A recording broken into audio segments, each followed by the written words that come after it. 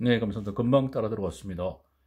네, 7장 쪽에는 에너지 전망에 대해서 한번 보겠습니다. 이게 12년 이상 지난 자료지만, 추세는 거의 뭐 많이 차이 나지 않기 때문에 한번, 개요라든가 이런 오일 지금 얼마나 남아있는지, 대체 가능 에너지는 뭐 신재생 에너지겠죠. 이런 걸 한번 잠깐 보도록 하겠습니다.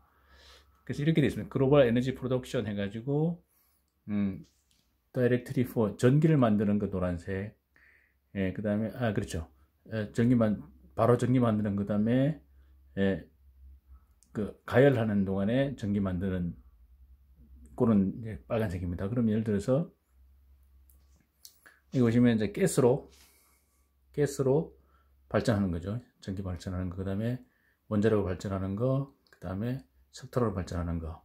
근데 오일 보시면, 오일로는 발전하는 게 작습니다. 오일이 너무 이제 거의 한계에 있기 때문에 오일로는 더 이상 발전소 짓지 말자 이렇게 합의를 했답니다. 그래서 더 이상은 이제 석유발전소는 더 이상 짓지 않는 걸로, 가스나 이쪽 석탄은 이제 짓고 있습니다만 석유는 더 이상 고갈이 다가오니까 발전소는 짓지 말자. 그렇게 지금 세계적으로 합의하고 있다 이렇게 좀 되어 있고요. 그래서 이제 얼마나 오일을 지금 쓰고 있는가, 이제 오일 사용량에 대한 건데, 이건 10억 배럴이고요. 1년에 10억 배럴. 1920년대부터 쫙 쓰고 있는데 이제 계속 늘어나고 있죠. 늘어나고 있다 갑자기 좀 줄었습니다. 이때는 오일 쇼크 때 사용량이 좀 줄었고요. 그 다음에 이란 이라크 전쟁 때 사용량이 좀 줄었습니다. 일단 정치적인 문제로 이렇게 해왔고요. 자, 그래서 세계 석유 소비량은 1일당 한 8천만 배럴을 상회하고 연간으로 한 300억 배럴. 최근 급격한 정사를 지고 있다. IEA 월드 에너지 언룩 2004는 세계 석유 수요가 2030년까지 1일당 1억 2,100만 배를 달할 것이다. 이건 일본 쪽에 나온 자료를 참조를 했습니다. 그 다음에 또 같은 참고 자료인데요. 비재래형 석유라는 게 좀 있습니다. 비재래형이라고 하는 것은 지하에는 대단히 많은 석유가 존재하는데 IEA는 여러 가지 종류의 역청 시커먼 거죠.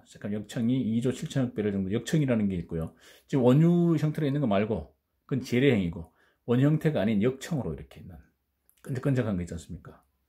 그 중에 2조 5천억 배럴이 캐나다에 있던 알바니아주. 그게 이제 오일 샌들 해가지고 모래와 같이 섞여 있어, 역청이 섞여 있는 거. 알바니아주는 이걸 3,150억 배럴 예상하고요. 베네수엘라에도 상당한 양의 역청과 원유가 존재하고 매장량이 분류된 이렇게 되고요. 오일 쉘은 이제 조개나 이런 쪽에 같이 들어있는 쉘이, 조개 속에 들어있는 거죠. 그런 전체에서 2조 6. 이게 이렇게 하면 7조 배럴 이상의 비재래형 석유가 존재. 이의 매장량은 7조. 그러니까 현재 이거를 지금 개발을 아직 안 하고 있는 거는 재래형 석유가 있기 때문에 이거는 이제 비용이 좀 더 많이 들지 않습니까? 정제하려면. 그래서 나중에 재래형 석유가 고갈이 되면 이제 이쪽 분야를 앞으로 정제를 하지 않을까 이렇게 보면 될 것 같습니다. 그 다음에 이제 오일을 발견한 거 한번 보겠습니다. 오일을 발견한 거. 디스커버리 보시면 계속 이제 발견량이 커지죠. 커지다가 60년 지나고부터는 정점을 찍은 다음에 계속 오일 발견량이 줄어듭니다. 이제 의존을 거의 다 발견했기 때문에 계속 줄어들고 있다는 거. 근데 오일 사용량은 계속 늘어나고 있고, 오일 발견량은 유전의 발견량은 계속 줄어들고 있다는 개념. 그런 개념이고요. 그럼 현재 얼마나 남았느냐, how much 오일이 현재 남았는 양을 한번 비교해 보신 건데요. 보시면 요쪽은 다 썼고요, 지금 발견량을. 이제 요거 남은 게 옵니다. 그럼 남아 있습니다. 10억 배럴이고요. 사우디아라비아가 제일 많네요. 이라크, 이란, 쿠웨이트, 아랍에미레이트, 러시아, 베네수엘라 등등에서 이렇게 남아 있는 양을 이렇게 비교한 자료가 되겠습니다. 그럼 앞으로 얼마나 더 남아 있을 거냐, 마지막으로 얼마 더 남아 있을 거냐 이렇게 해봤는데, 앞으로 35년 정도는 아직 쓰지 않은 오일이 남아 있다. 아직 현재부터 쓰지 않은 영역이 이만큼 좀 남아 있다는 거죠. 아직 남아 있다. 자, 그럼 맥시멈 얼마 정도 남아 있는데, 맥시멈을 찍는 게 한 2012년 정도면 맥시멈을 찍고, 그 다음에 이제 줄어들겠죠. 양이 이제 줄어들기 시작합니다. 그래서 줄어들기 시작하고요. 그러나 이제 앞으로도 계속 그 미래도 유전을 발견할 수 있죠. 계속 발견하고 있는 중이니까 양은 작더라도 발견 중이고요. 그러면 현재 남아 있는 거에 더블이라고 보면 더블 정도 발견한다고 보면 우리가 그래도 맥시멈은 아까 2012년도에서 한 2020년이 맥시멈을 치고 그다음에 줄어들 수밖에 없다. 이제 그렇게 이제 예상한 겁니다. 더블 발견.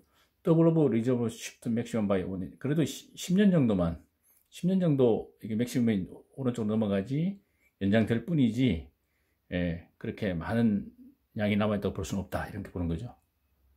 그렇지만 더블링이 2배 정도 된다는 것을 과연 실제로 가능할까? 그렇지 않다는 거죠. 이제 그런 전망을 하고 있습니다. 그 다음에 그 오일 유전을 얼마나 지금 발견하고 있는가? 그걸 봤더니요. 시간이 지날수록, 최근에 올수록, 가장 큰 거에 비해서 10배 작은 거, 1000배 작은 것만 발견되고, 대형 유전은 발견되지 않고 있다. 이렇게 보고 있습니다. 그래서 그러면, 지형학적으로 그러면, 오일이 얼마나 남아있는 거냐, 이렇게 보는 거죠. 그래서, 현재 우리 발견한 것 가지고 하면 이 정도 되고요. 이 정도 남아있고, 그 다음에, 현재 남아있는 것이 2배를 발견한다면 이 정도 될 겁니다. 그러나 이제 이 2배를 발견하는 게 실제적으로 이상적이고, 현실적이 좀 떨어지니까 중간값을 해가지고 이렇게 이 정도 되면 2060년 정도 되겠죠. 이때 되면 거의 오일이 사라질 것이다. 한계가 왔다. 이렇게 보는 겁니다. 그 결론. 이제 오일이 이제 거의 이제 고갈된다는 거죠. 그렇지만 돈으로 석유를 대신할 수는 없지 않습니까? 그런 문제가 좀 있다. 이렇게 보시면 되겠습니다. 그래서 이제 그러면 요거까지 말씀드립니다. 에너지 앤 에코노미 보겠습니다. 결국 돈으로 해결할 수는 없다는 건데, 석유를요. 요거는 이제 미국의 GDP 생산량하고요.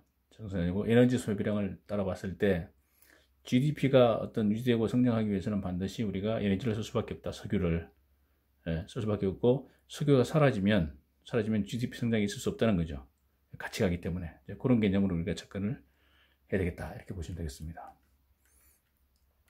그래서 여기까지 보시면 결국 돈으로 석유를 해결할 수는 없다는 거, 그까지만 좀 우리가 좀 이해를 좀 하고, 돈과 석유는 같이 가고 있다. 현재 경제 성장률과 어떤 석유는 같이 가고 있다. 이렇게 좀 이해를 해야 될 것 같습니다. 네, 감사합니다.